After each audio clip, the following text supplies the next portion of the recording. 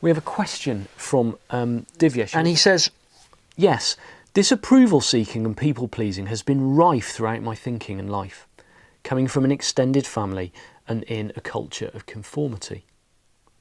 There's a strong underlying current of do this or be a black sheep, and I definitely headed straight into black sheep territory.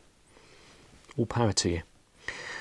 Despite doing loads of work around this, 3Ps and other stuff, by default I still find a lot of my family-related actions and words based in defensiveness, barriers, and total lack of trust in anything, including in my own intuition and clarity.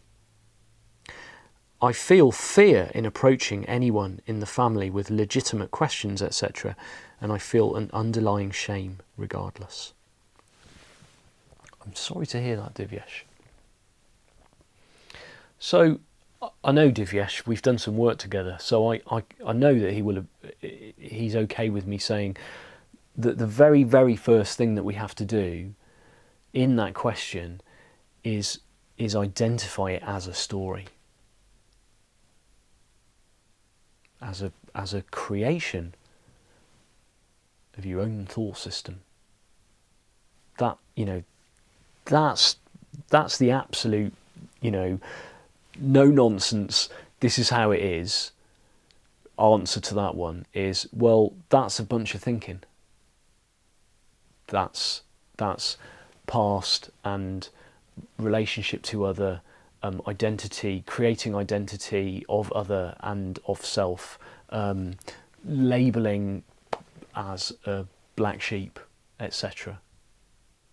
Okay, so that's the first point. And if we think back to the reading that I did earlier about what other people think, then all the family members, it's seeing that whatever they think, they're the ones experiencing that. It's got nothing to do with you at all.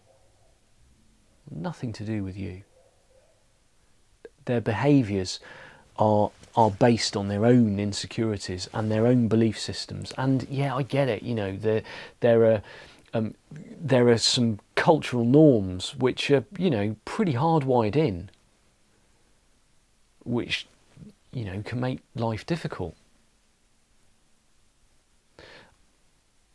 For myself, coming to my own experience, Divyesh, of making big positive changes against a cultural norm, I suppose the cultural norm that I was up against when I decided to leave surgery and leave the NHS was that of having working class parents who'd done everything in their power to claw their way out of a working class life, to give their children an education that they never had themselves, to then go on to become make something of their life. So that was the cultural thing that I was up against. Both me and my sister were. I think my sister would probably agree. It was pretty much drilled into us that we were either going to go into medicine or law. There was never really much question about that. And so when it came to leaving that, there was a lot of stuff about what other people think, for sure.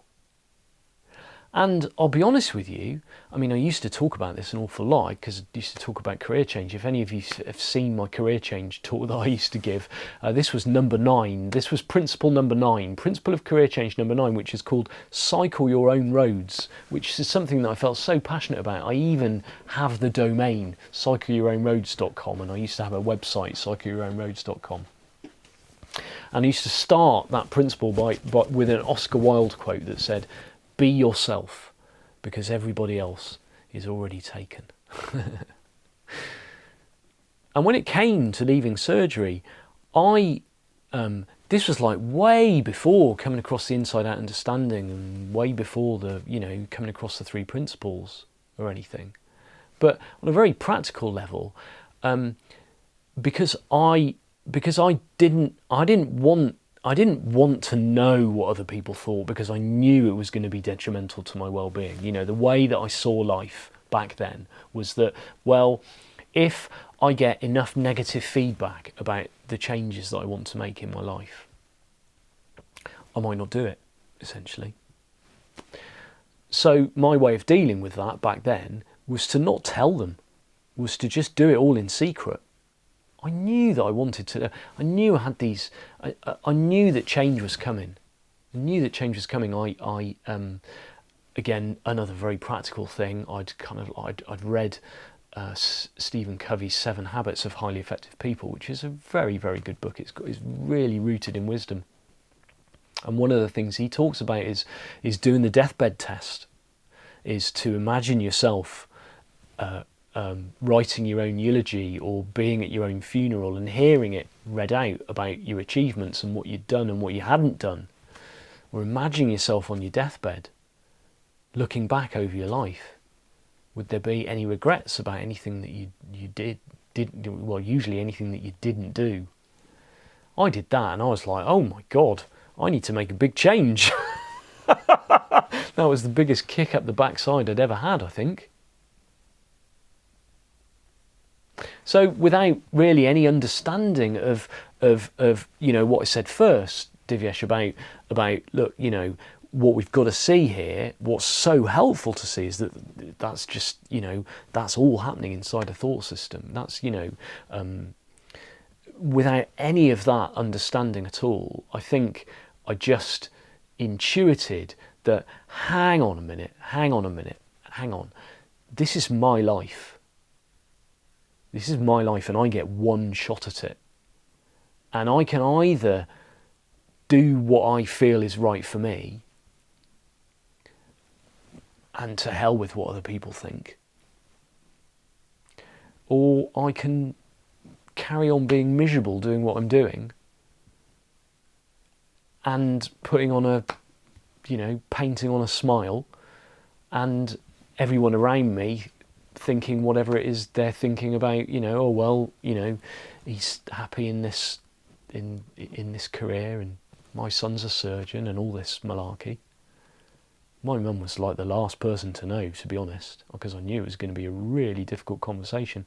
I think I gave her 2 gin and tonics before I told her. I remember sitting out in the back garden. It was terrible, absolutely terrible. Absolutely terrible. It's funny, she had no idea what I did as a surgeon, but she thought she did. Again, we're into identities and labels here and just how completely made up they are. She had no concept of what I did as a surgeon. She had no concept of what it was like to actually work in the NHS. Yet to her, I was a surgeon, and then when I came and I said, I'm thinking of, I think I'm leaving. I am leaving. Good grief. And then came the inevitable question, well, what are you going to do? And I didn't even have an answer. I don't know. I don't know. I just know I'm not going to be doing this. Whew. Yeah. And, that was a pretty difficult period of our relationship, really.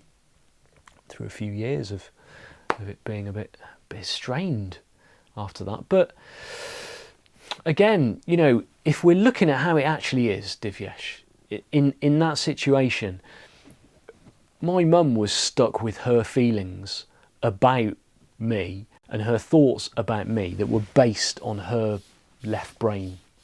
It's number 6, isn't it, on the list here? Is it, everyone's doing what makes sense to them, given their understanding of how life works. My mum had no idea that she was living inside her thought system, and that all of her behaviour was coming from her conditioning and her beliefs, any more than I did back then. So to see that is to see the innocence in other people's reactions to what we do and say.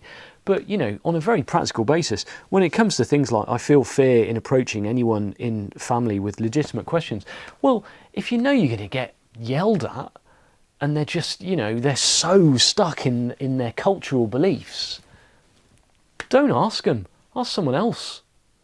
Get some independent advice or something. That's what I did. I got some independent careers advice from somebody who, had nothing to do with me. or my family, or my work. I didn't tell any of my colleagues until after I'd left, until I was on the way out. It's very satisfying, because I knew that they just wouldn't understand, and they'd try and talk me out of it. You know, I guess in terms of the kind of like the practical aspects of something like that, it gets to a point where we've just got to bite the bullet and make a change. The only thing that's going to stop us from making a change is the stories we're going to tell ourselves about the unknown, is the fear of the unknown. I'm in a Facebook group about career change for doctors, and somebody had asked a question just the other day about, not too sure about this and not too sure about that, and they pretty much made the decision to leave. And it's like, well, just make a change.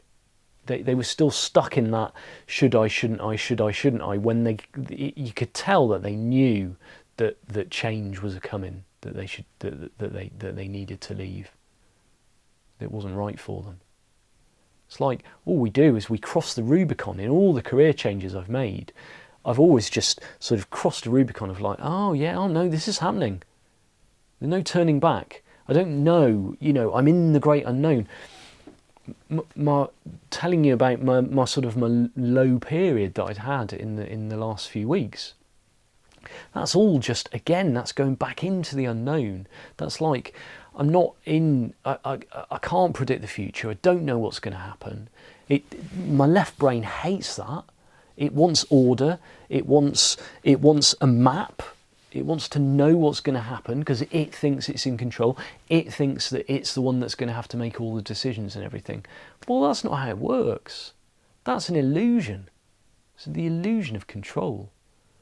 Life does it all for us. We don't have to get involved. We just show up. Because the unknown is where all of the good ideas come from. The unknown, this is the unknown. And the only place we can find ourselves connected to that is being present, as opposed to being lost in our thought system about what other people think and what it means and what we're going to do and how we're going to survive and how we're going to make enough money and what people are going to think about what we change and what they might say and whether we might, all of that's just a mind doing its thing. It's doing its best. It's doing its best to keep us safe. It's like 40,000-year-old software that we've still got, and we've not had a blooming software update. Well, welcome to Wellbeing Wednesdays, your friendly neighbourhood software update service, which is to see that we can either live inside our thought systems or we can be present to life.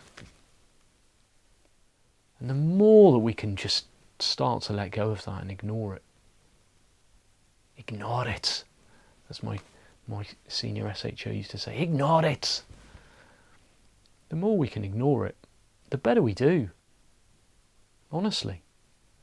Look to your own experience of that happening. Look to your own experience of letting go of this and what's happened. Little baby steps. One thing at a time, little by little. I love you. We've run out.